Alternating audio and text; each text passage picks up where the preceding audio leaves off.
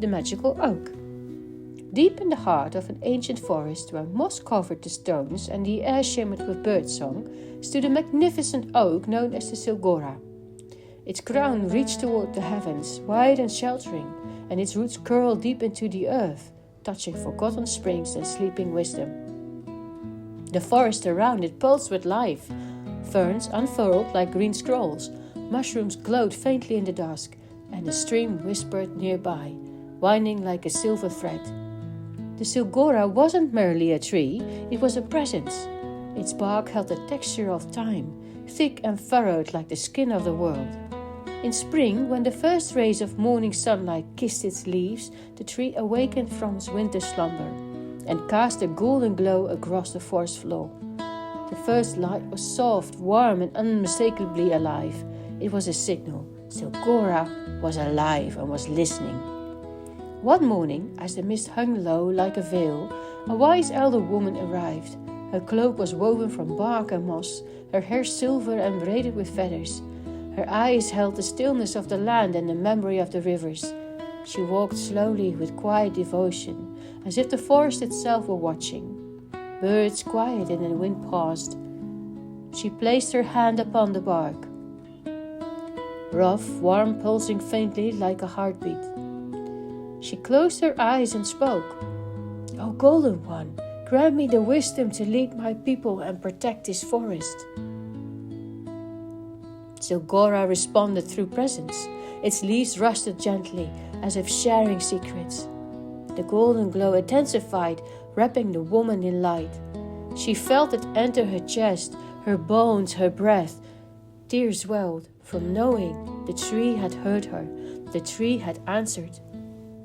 From that day on, Sylgora grew, in size, in spirit, and in presence. Its trunk widened, its branches stretched further, and its glow became a beacon. The forest around it flourished, the flowers bloomed out of season. Animals nested nearby. Foxes curled at its base, deer grazed in its shade, and owls perched in its hollows. No harm came to Sylgora, even the hunters rested. It was a sanctuary. The grieving mother entered the circle of moss while Sylgora stood waiting, stone pressed to her chest. She lowered herself onto the moss and the roots and placed the stone gently into the earth. Her breath trembled, her eyes closed, a tear in the corner of her eye. Sylgora glowed gently, and the wind wrapped around her like a shawl. She felt held. Drawn by the golden light, a child wandered in. Humming a tune the forest seemed to know. Barefoot, wide-eyed, the child danced beneath the branches, arms open to the light. Sylgora responded with a golden flicker, leaves rustling in harmony. The child laughed, spun, and lay down in the moss, an open heart. Then he arrived in silence, the golden glow brushing his cheek like recognition, his eyes meeting Sylgora as if greeting an old friend. No words passed, only a breath. He sat cross-legged before the tree, listening to the hush. And at dawn, he rose lighter, steadier, as if something had been lifted from within. Each spring, the ritual returned. At first light, Sylgora radiated golden light, and the forest held its breath. People gathered in quiet circles beneath the golden shimmer of the tree, drawn by instinct as if the forest itself had golden home. Some carried candles, their flames flickering like small prayers, and placed them gently among the roots, letting the light mingle with Sylgora's flow.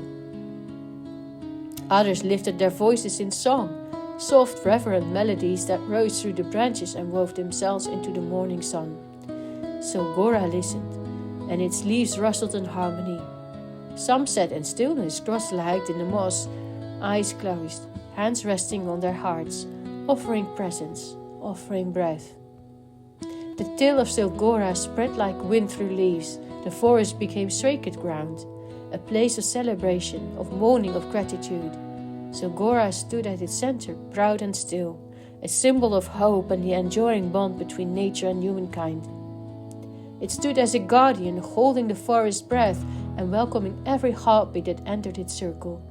It bore witness to grief and to joy, to whispered wishes and silent offerings, to the quiet unfolding of truth beneath its golden crown. It remained a bridge between worlds, rooted in the deep memory of the earth and reaching toward the shimmering vastness of the sky, holding both in balance in grace and in light. Its magic moved with depth and stillness, with the kind of quiet that changes everything, through presence, through listening, through the way it embraced each visitor in its warmth.